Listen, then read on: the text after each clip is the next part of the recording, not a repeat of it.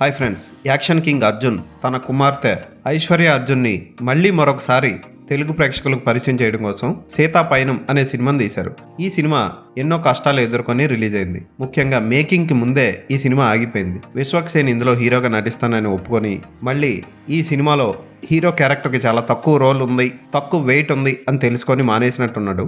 అయితే అతను వెళ్ళిపోయిన తర్వాత ఉపేంద్ర అన్నయ్య కొడుకు నిరంజన్ సుధీంద్రని హీరోగా పెట్టి ఈ సినిమాని తీశారు అర్జున్. యాక్షన్ కింగ్గా తెలుగు ప్రేక్షకుల గుండెల్లో చెరగని ముద్ర వేసిన అర్జున్ అప్పుడప్పుడు సినిమాలు కూడా డైరెక్ట్ చేశారు.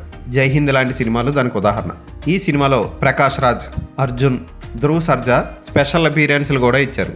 ఈ సినిమా ఎలా ఉందో ఇప్పుడు చూద్దాం. సీత ఓ పెద్ద చెఫ్ అందిస్తున్న క్లాసుల కోసం వైజాగ్ బయలుదేరుతుంది. అయితే మధ్యలో ఆమెకి అడ్డంగా వస్తాడు అభి. లిఫ్ట్ అడిగి ఆమె పెట్టిన రూల్స్ అన్ని ఒప్పుకొని సీతాపురం అనే ఊరు వెళ్ళడం కోసం ఆమెతో పాటు బయలుదేరతాడు. అయితే మార్గం మధ్యలో ఓ టిఫిన్ సెంటర్లో బామ్మ, అలాగే ఎద్దును రోడ్డు దాటిస్తున్న కుర్రాడు, రోడ్డు మీద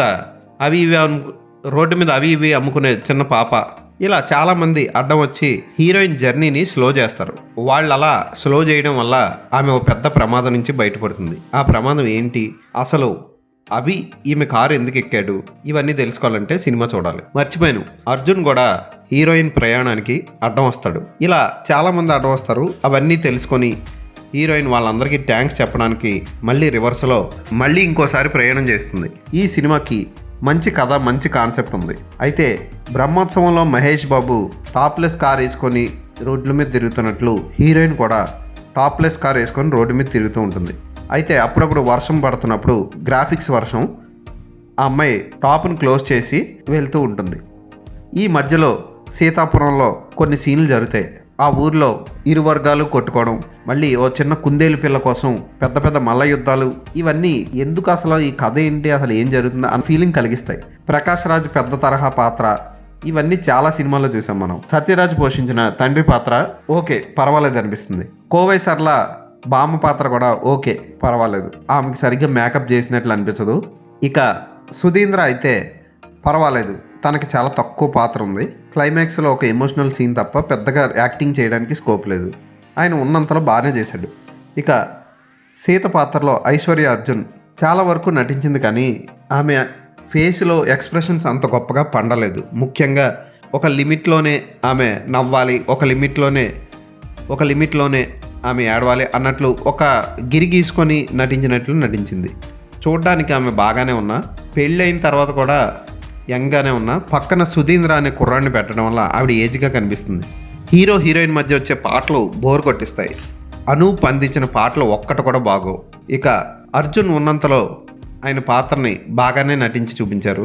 ఫైట్స్ కూడా బాగున్నాయి అర్జున్ చేసినవి. ఫోటోగ్రఫీ ఈ సినిమాకి ప్లస్ పాయింట్.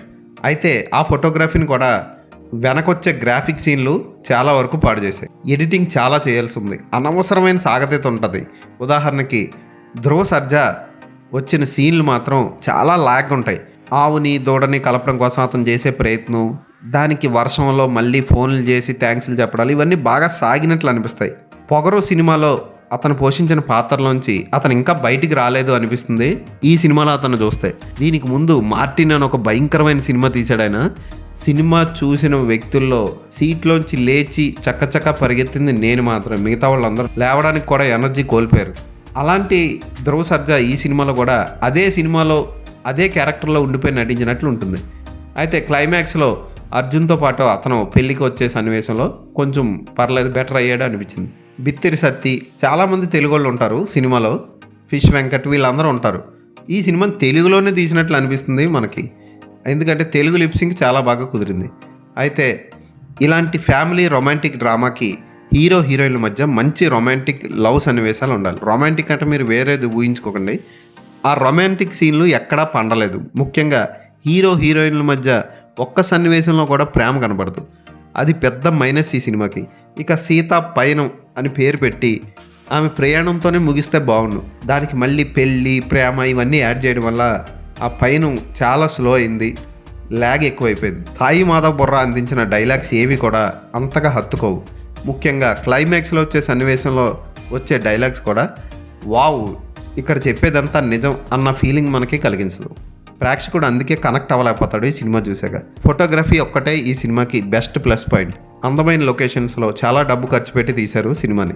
హీరో హీరోయిన్ల మధ్య కొంచెం ప్రేమ కథని ఎలివేట్ చేసి ఉంటే బాగుండు. అక్కడే మిస్ అయింది ఈ సినిమా. అలాగే సరైన పాటలు కూడా లేకపోవడం మరో మైనస్. ఈ సినిమాకి నేను ఇచ్చే రేటింగ్ 2/5.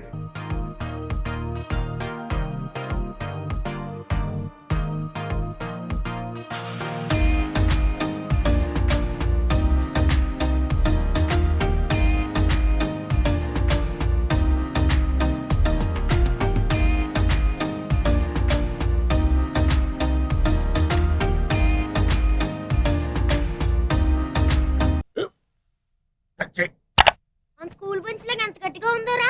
కొట్రా, కొట్టు, పర్లేదు, కొట్టు. అబ్బా చైన్ పెట్టేసింది బాబాయ్. ఆ, నీకు నొప్పి. ఏంటి ఆ, నువ్వు కొడతావా? కమా బిట్ మీ యార్. వద్దు బాబాయ్.